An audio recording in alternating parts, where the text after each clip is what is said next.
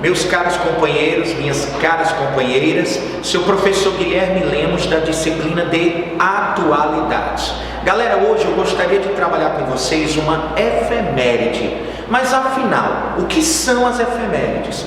Galera, são datas redondas, não necessariamente datas comemorativas, mas que lembram fatos importantes que com certeza podem e devem estar presentes na avaliação que vocês vão encarar. Por sinal, poderia citar várias. Eu tenho os 400 anos de morte de William Shakespeare, eu tenho os 400 anos de morte de Miguel de Cervantes, autor de Dom Quixote, eu tenho os 150 anos de nascimento de Euclides da Cunha.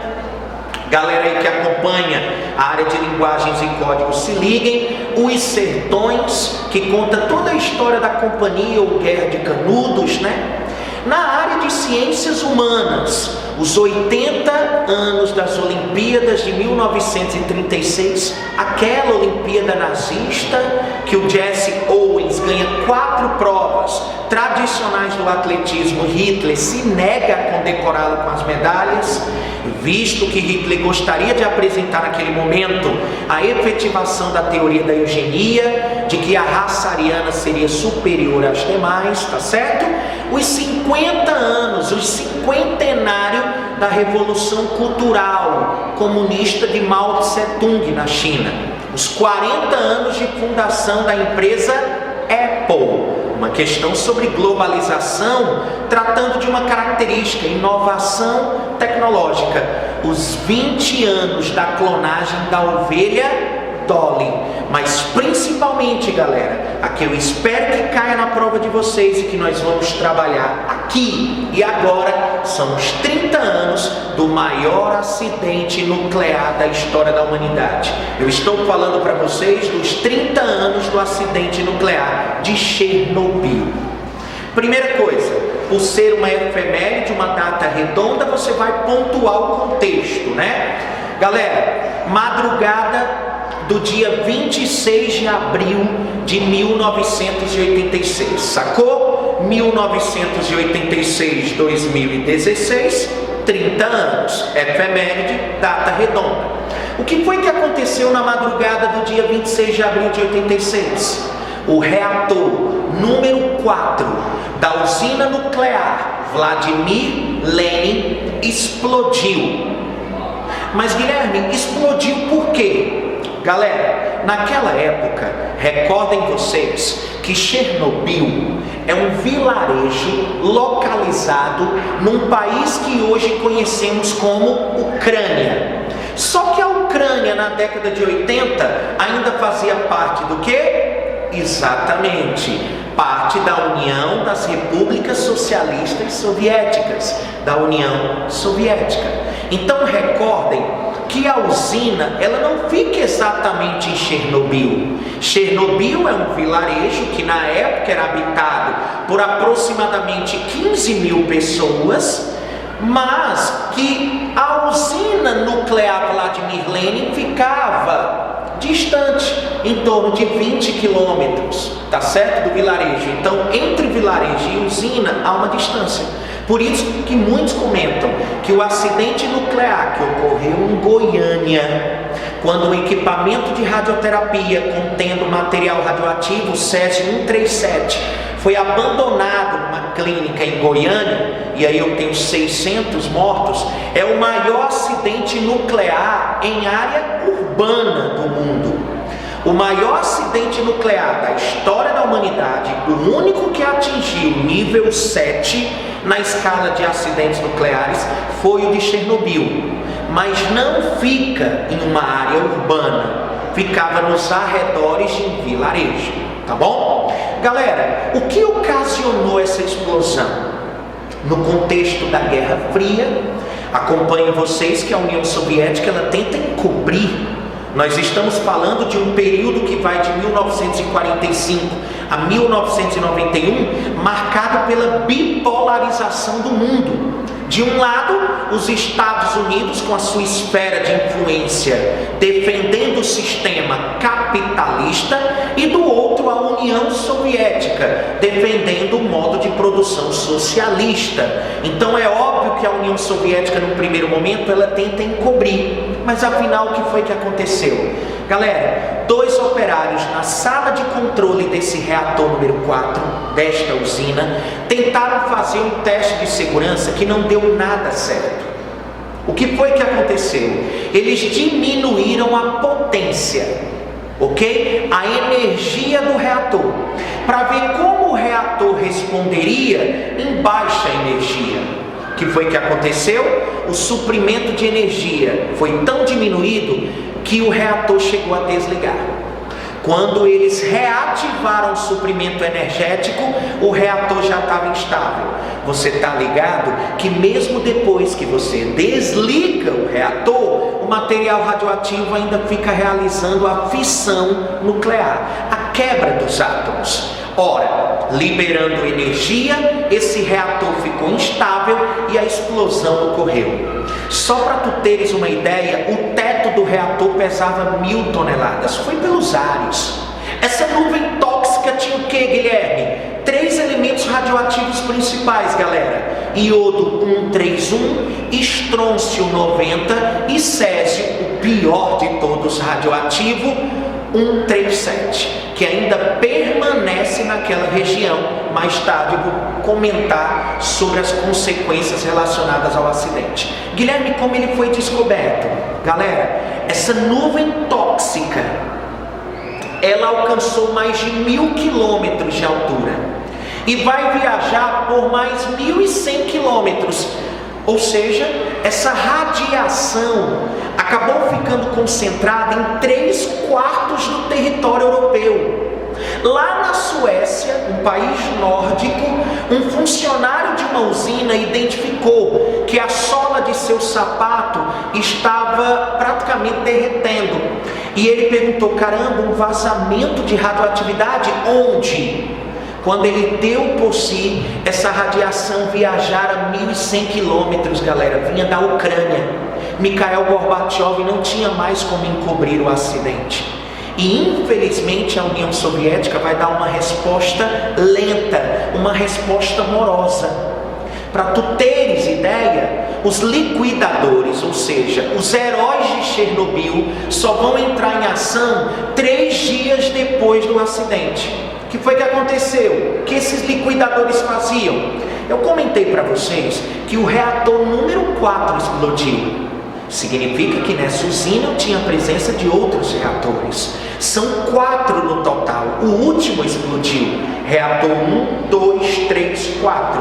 A primeira pergunta: essa explosão não poderia ter gerado uma reação em cadeia, fazendo com que os outros reatores também explodissem? Lembre-se, as paredes de isolamento, além de concreto, possuem chumbo. O chumbo, como vocês sabem, é um material, um elemento químico que consegue controlar essa radiação, ou seja, deixá-la isolada, confinada. Então não houve uma reação em cadeia, porque as paredes eram espessas e continham o elemento químico chumbo, que confina essa radiação. Entretanto, a explosão foi vertical, tá certo? Bom, o núcleo desse reator ficou exposto, lançando mais radiação. Guilherme, quantas pessoas morreram? 2 funcionários, os que trabalhavam na sala de controle, foram fulminados. E no momento eu tinha 134 trabalhadores na usina, 28 morreram. Vocês sabem que a radiação, ela tem um caráter de invisibilidade.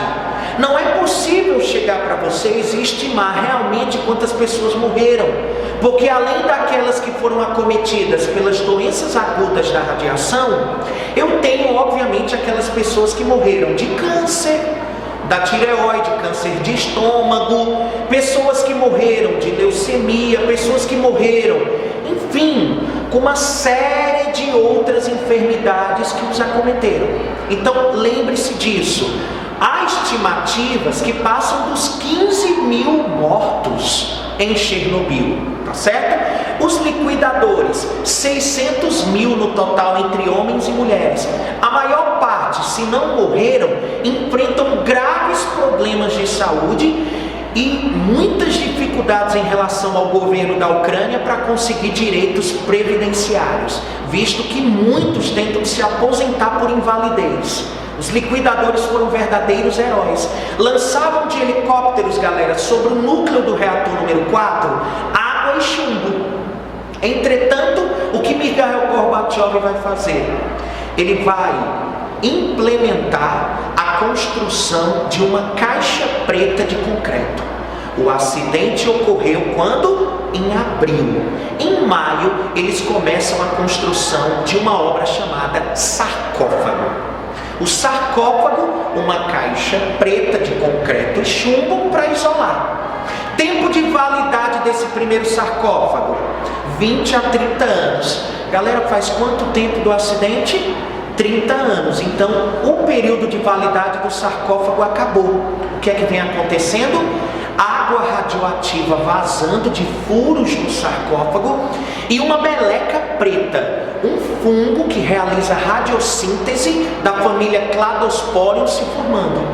Nós sabemos qual é a reação desse fungo com o corpo humano? Não. Qual a preocupação? Ora, não podemos permitir que essa água radioativa continue vazando, tampouco a formação desse fungo. Está sendo construído, inaugura-se em 2017, um segundo sarcófago, tá certo? Esse muito maior é um arco metálico que vai ser conduzido através de trilhos sobre trilhos para cobrir o antigo sarcófago. Esse tem um período de validade de 100 anos. O iodo 131, galera, praticamente se dissipou. O estrôncio 90 também.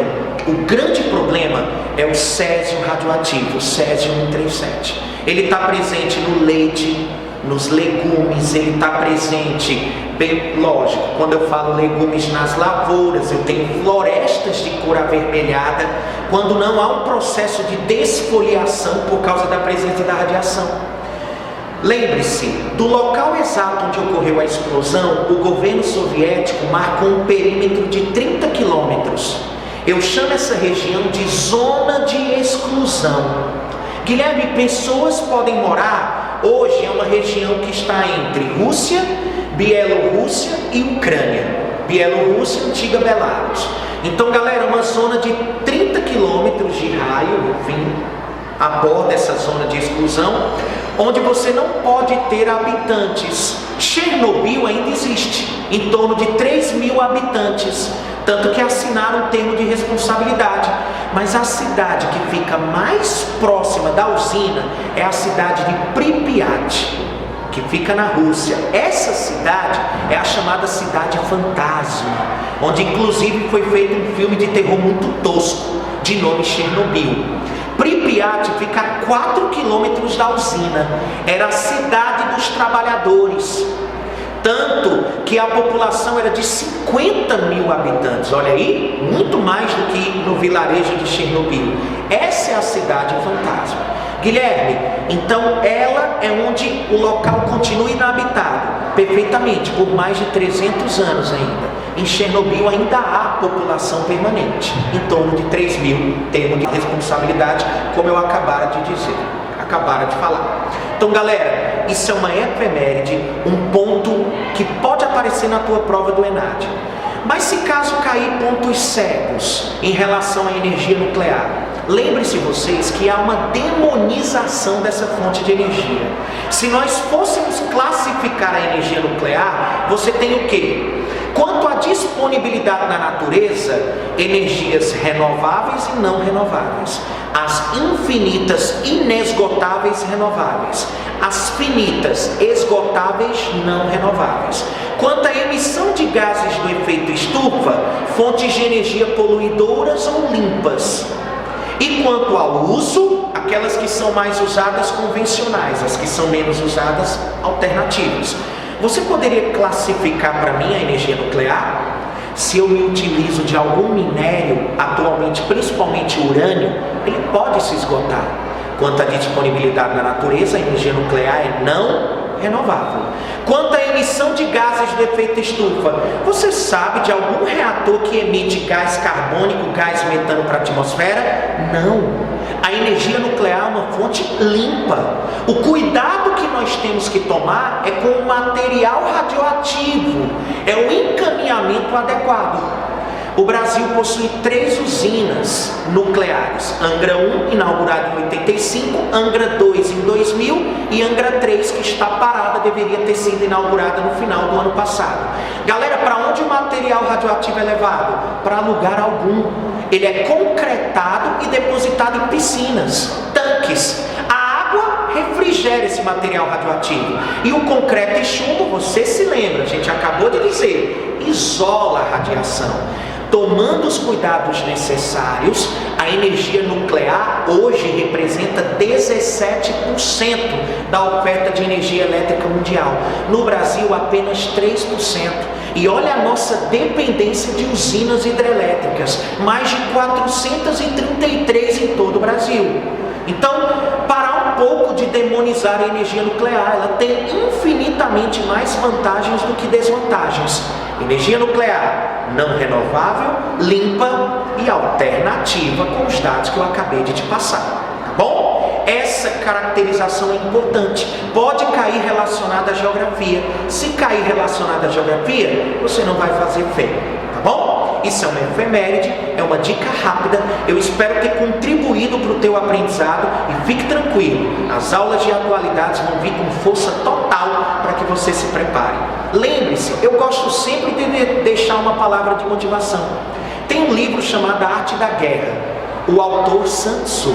Ele tem uma frase que eu gosto muito: quando você conhece bem a si mesmo e conhece bem seu inimigo, você não deve temer o resultado de 100 batalhas. Quando você conhece a si mesmo, mas não conhece bem seu inimigo, para cada vitória que você alcançar, terás uma derrota. E se você não conhece bem a si mesmo, nem a seu inimigo, você perderá todas as batalhas. A maior batalha que vocês enfrentam hoje é a própria, às vezes, angústias, desesperos em relação à vida. Nada temam. Trilhem o caminho da verdade, apresentem a verdade acima de tudo, que vocês terão grande sucesso no ENAD 2016. Um cheiro, até a próxima.